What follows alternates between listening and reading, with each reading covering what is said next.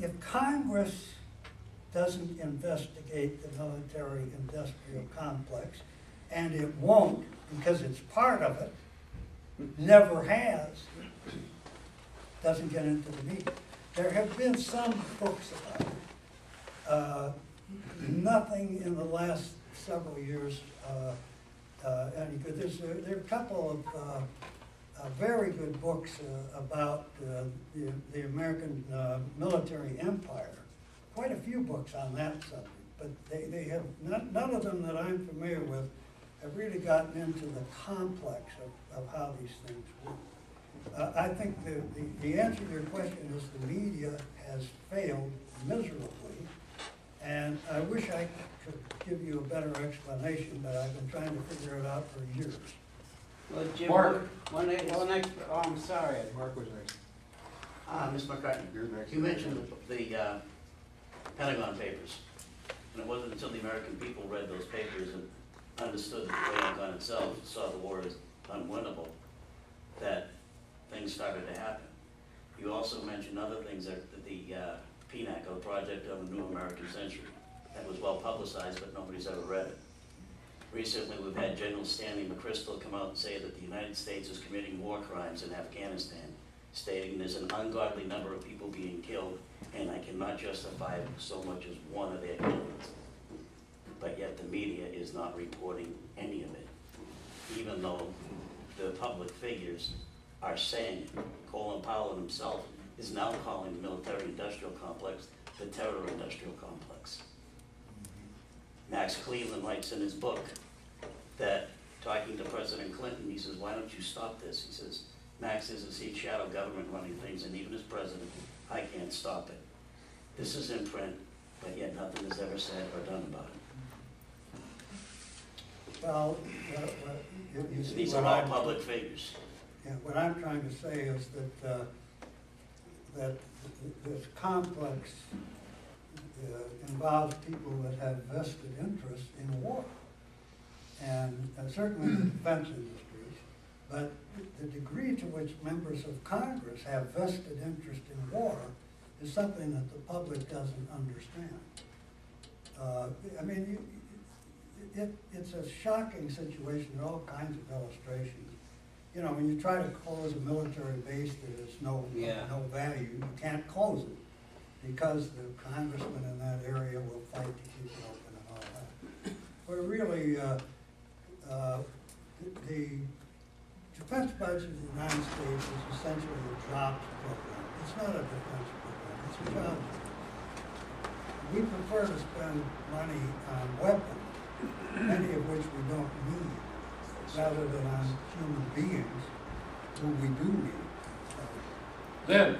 Yeah, Jim, look at the way the television medium is falling down. There are no inquiring reporters anymore.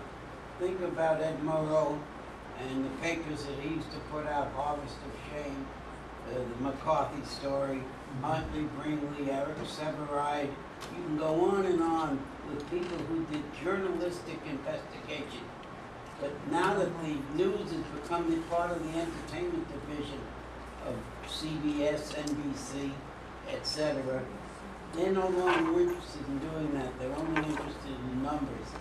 And that's just in terms of the visual medium, that has fallen right on its ass. Well, you raised some interesting questions. I did mention that there was one exception to a network. It was CBS. I cannot tell you the year. I did a documentary, very well researched, on the power of the Pentagon. And it caused such a storm. All the right-wingers were up screaming about it, that CBS dropped the subject and has never touched it again. Right. But you're mentioning the networks. There's things going on. You all know that the newspaper business is going to hell. It may not be as obvious to you that the television business has also, except for local television, also having a tremendous amount of trouble. For example,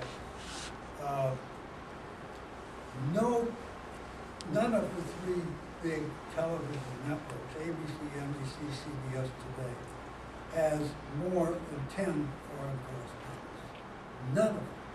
Now, when the Cold War ended, they pulled in their foreign correspondents. It's very expensive to maintain foreign correspondents. So essentially, if you watch the news, you'll often see a report, we'll say, from Afghanistan, where there are pictures, where the reporter is in London. The reporter basically is reading the Associated Press and trying to find some pictures to illustrate. This is a terrible problem. Terrible. Rick Cass. Yeah, I'd like to maybe suggest something less innocent and more evil about this whole press thing. Every time a congressman, whether it's Senator Connors or Feinstein or any number of them, actually start to investigate matters and put them on a public record, the certain members of the press using the American Enterprise Institute and other things, CNN's done it, Fox does it all the time, but CBS and ABC also, and NBC, is they start to blacken the eye of the congressmen and the staffers as soon as something's about to be done.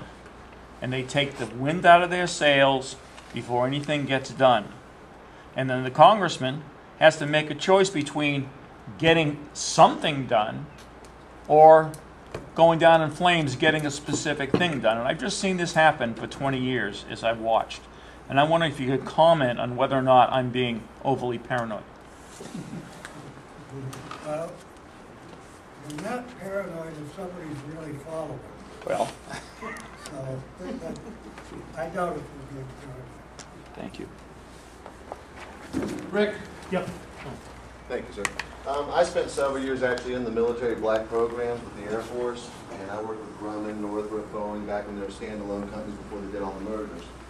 Anybody here, just for the record, this guy is exactly right. There's not, if there's any doubts in your head, there's no reason to.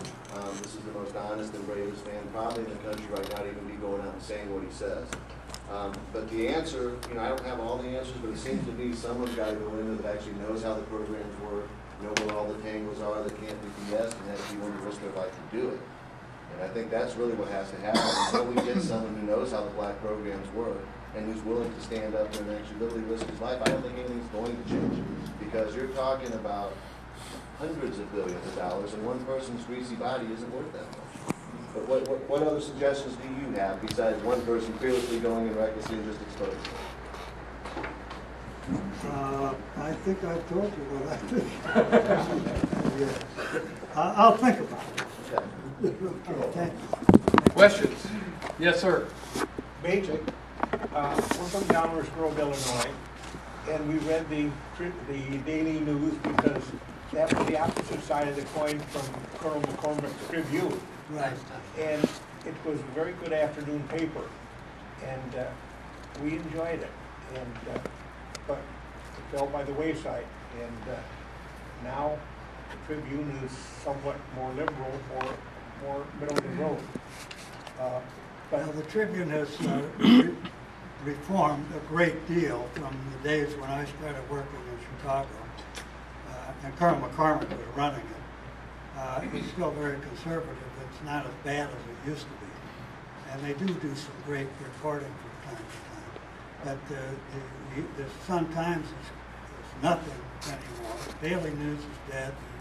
The American is dead. The thing that killed the Daily News was traffic. You couldn't deliver the paper. You could not deliver